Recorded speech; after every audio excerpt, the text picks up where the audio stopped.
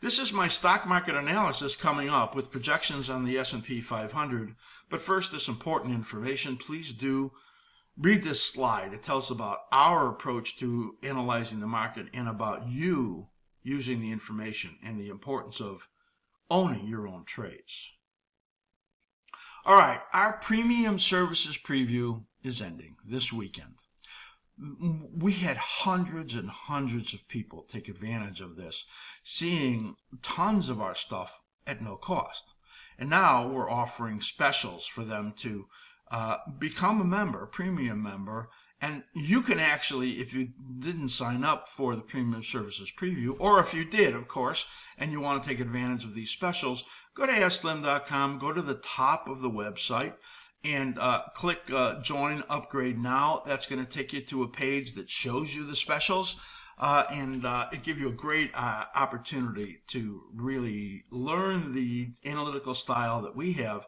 Our whole analytical team uses that. You've seen the great results from that, and also how you can begin to adopt this into your own trading and investing. So askSlim.com, top of the page, join Upgrade Now, and you'll get the information about these specials. This weekend only, then it's all going to be over. Stock market, S&P 500, cycle analysis and projections with our proprietary Level 4 studies. We're going to take a look here at the stock market, and I think that you're going to find this analysis fascinating. I'm going to show you the SPY in this case, looking at weekly, daily, and momentum conditions, and show you how I've come to the analysis that I did, that I thought we would have a minor correction, and then another move to the upside in the stock market. But also, we've been talking about this time period as the time when implied volatilities would begin to move up. And we're seeing that happening in the VIX also. And we talked about rotationary period. And you can see that's going on also as the SPY and NASDAQ have been falling while we've had strength in the Dow and the Russell and the mid caps. And that's all been part of a very big rotation. And we work so hard to do that analysis and then bring that to you so you have the best potential understanding for the market that you could possibly have. Let's take a look here at SPY. And you can see this is a weekly chart with our cycle analysis. If you are brand new, what you're looking at on the bottom are cycle brackets. That is a tool, a drawing tool, that gives us an idea of the repeating rhythms in the market. And you can see how stark that is when you look at the ideal rhythms in here and at the actual cycles as they formed here on the price chart right over here. So in other words, this was a rising phase, a peaking phase, a declining phase, a bottoming phase, a rising phase. You can see how that all worked out. And the shape of the cycle gives you a ton of information.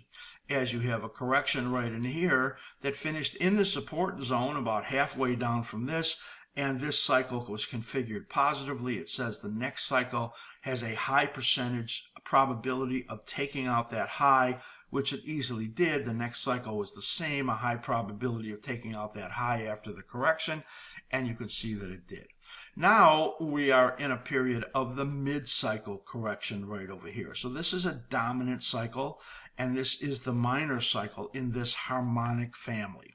These lines right over here that you see right there are where the actual lows occurred, those troughs, and they don't exactly have to happen on the ideal trough area. In fact, they come like 3 bars either side of that, and that's these blue vertical lines in here telling you, well, we believe there's going to be a decline and a potential bottom in here, and then this rising phase right over here. So if you watch the beginning of the show, my opening comments, I talked about the fact that more money is moving out of the S&P 500 and the NASDAQ into the Dow and mid caps and value stocks. But this is likely to be more of a complex top. Why is that? Because, well, this rally right over here was long. And it said that there's only a few weeks to come down. And we talked about maybe a 3% decline in here. It could be as much as 5% if it got sold real hard over the next couple of weeks. but then we think it's going to go up and try for these highs again. That's the highest probability. You can see the minor cycles in here, and these very bullish cycles only gave you modest declines right here. As you can see, that was the biggest one. Not much of one here, not much of one here, and probably not much of one right in here, even though we see some indexes and AI stocks getting sold very hard. The likelihood is that there is not a lot of time, and I'll show you that on the daily chart and then coming up. But because we believe that valuations are beyond what makes any sense, and I showed that for the Dow also in the beginning of the show. If you did not watch my opening comments, go back and watch those. So many people scroll forward or only look at this segment on YouTube and miss all of my opening comments. Well, you will have missed a ton, and you will have missed my analysis on the Magnificent Seven. So go back and watch the whole show if you decided to scroll forward. So this rally in here, I don't think is going to get far. These are your resistance levels right here. This is the weekly 61.8, weekly 78.6 on the extensions.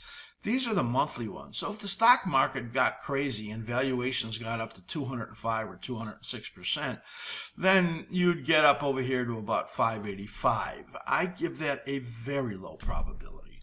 I think it's likely this sell-off is going to continue. We'll get a rally up here. We'll tickle out the highs over here or just miss them and then turn over again. And this period over here is a period of a lot of risk. Remember, election day, November 5th. And somewhere in here, in maybe end of August through sometime in late October, early November, you're going to get into one of these periods where you could get some very hard selling. Now, there's an alignment with the monthly analysis coming up here. And again, watch my big picture analysis, and you'll be able to see that. And that says to me that this decline over here out into this October, potentially November period could be very sharp. And you could see potential large drop in Q3, Q4 of this year.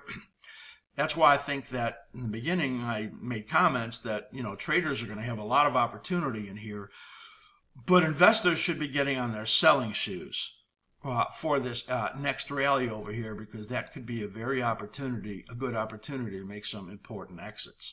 Momentum still strong. This is our reversal scout. That's a level 4 indicator. See that? That's where it turned up right there. It gave you that important signal. That's it was bullish. Then this cycle was now moving up. It did the same thing right over here, where it and it does lag by a couple of weeks usually, where it gave you that signal and then came up. Now we're not getting it rolling over yet on the SPY, SPX. So we're still in a period of strong intermediate momentum, and that's part of why I think that this is only going to be a modest pullback that we're having right over here. Now, if I switch over to the daily chart, and this is the daily chart, and we do this one a little bit different, you can see still the cycle analysis in there, which is absolutely fabulous. By the way, you want to learn about cycle analysis, go to the askSlim website, to the cycle analysis page, workshop page, and you'll be able to watch a video there. It talks all about our workshop and how you can learn cycle analysis. So what we have in here is the actual cycles as they formed. And then what I do is I create what's called a slim cloud based on the shape of the cycle, which had projected to the upside, and the resistance levels in here. Now we're getting down here below the 61.8 on the SPY. And that then gives me a warning that because there's still 2 weeks potential declines in here, that, well, if it tries to rally in here, it's not going to last, and it's likely to go down again.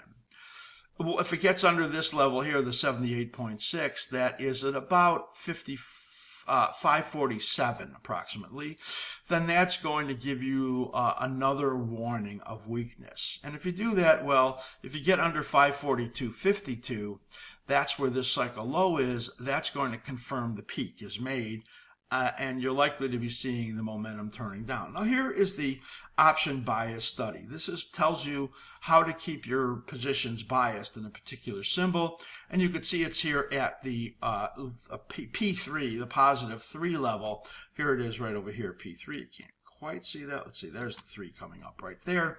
And when you're in that condition, it says keep your option positions biased long. That is likely to change soon. I think that'll probably turn yellow in the next couple days, and then it'll be in a neutral condition. So we're waiting to see how this shapes up. If we get a bounce right in here of some significance, then we'll be looking for it to stay in this corrective period right over here and in that channel there. If it breaks these channels, then you can see our projections on these channels here, how far we're going to think it goes. I'm going to switch this over for 1 minute to the NASDAQ. Make a mental picture of this as you're looking at it, and you can see the shape. Now, if you look at the NASDAQ already tested that important support. That says the NASDAQ peak on the weekly chart is made. We broke through this warning level right there. We've come down here and tested that cycle low right there, 1957.54. That warns that the NASDAQ has made its intermediate peak. You'll also see right in here that this is still bullish, but I think it's about to lose it. And the slim ribbon right over here has now had a crossover. So when you look at that, for those of you that are members, take a look at looking at the momentum indicators, and here you could see it turning over right there on the reversal scout, and that's telling you that the momentum conditions are changing to the negative. I'm going to move over right over here now to the SPY, and you can see the SPY is still positive on momentum conditions, and this is a level 4 indicator, the slim ribbon PO, and it tells you when there's likely to be upside resumptions in momentum. It's having trouble ticking up right now, as it is starting to look to us like it's going to lose that positive condition. But if I switch over to the NASDAQ right over here, you can see the NASDAQ has turned neutral as the NASDAQ has begun to lose its upside momentum. So you can see in here again, NASDAQ having that breakdown right over there, while the S&P 500 SPX, come on up there, is still giving more of a positive look. So the SPX stronger than the NASDAQ. That's because of how the weightings are, and we still have these the positive conditions right over here in the option bias indicator. So weakening going on significantly in the NASDAQ, and at the same time the S&P 500 is at an important level right over here. And as you can see, we have not put in the lower tracks yet because it's still holding up. If it breaks this area 54.91, which is the warning level, that is then going to tell me that I need to put in the downside projections in here. And again, this trough aligns with that weekly trough that we talked about, and that is likely to give us a picture of lower targets on the downside, which we should be seeing happen as the market continues to move down. So again, here's that weekly looking like a couple of weeks to the downside. That support right there at 537, this support over here at 529.50. Those are reasonable targets on the downside before we get one more move to the upside. Here is that cycle right over here calling for that decline into mid-August. And then after that, we'll have another cycle in here that I think is going to fail and then give us quite a negative cycle following that. So that is a look at the S&P 500. This is a look at what those charts look like. Let me just change this back to SPY right over here. And you can see here, looking at the intraday, this one right over here, that has turned negative. If you use our market condition indicator, and if you're a level 4 member and are getting our alerts on these things, then you'll be able to really tell when things are changing. So this is a look at the SPY. Let me get right over here and look at SPY again. And this is all of them right over here. The weekly right here, really interesting the way this lays out. The daily right over here, and let me make this a little closer so you can see weekly in this corrective period, daily in this declining period right over here. The look at the positive conditions still in momentum that look like they're just about to turn over, and the first domino falling with negative momentum on the 2-hour chart right over there.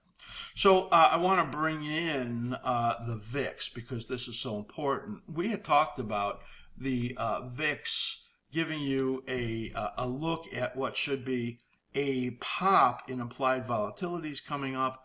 And what we looked at was that these cycles right in here, let me look at that there was a cycle low here. Ignore that line there. This is today. That you can see there's a bad tick in the chart right there. They'll correct that. Now we thought that we were going to be rising here and there'd be a pop. Look at the perfect cycle right in here. And then where we got this pop. This cycle aligns with the S&P 500 weekly and monthly troughs. And I said we could see a large pop in IVs. Well, we're getting that, as you can see, as it moved up here to 16. This cycle right in here over this next couple of weeks, and you can see where it's pointing to, well, it could get, it could stop here, at the 16, 17 level, or it could get much higher right in here. So the next 2 weeks are a time frame when implied volatility should go up. This was targeted by our analysis, and it really turned out to be quite perfect. So that's a look at the VIX, and that is my analysis on the S&P 500. Summing it up, well, we have this weakness going on in the tech stocks, AI stocks. They're putting pressure on the NASDAQ, and the NASDAQ is now giving a warning of an important peak. Go back and watch my analysis on the MAG 7. You will see where that's coming from, as a bunch of those have had breakdowns. And the Dow is likely, and the Russell, to continue to get bids in a rotation, but valuations are such that there's probably not much more to go on the upside. And watch out for a big failure that comes sometime in the August-September period, with a decline potentially out into late October or even into November, around the time of the election.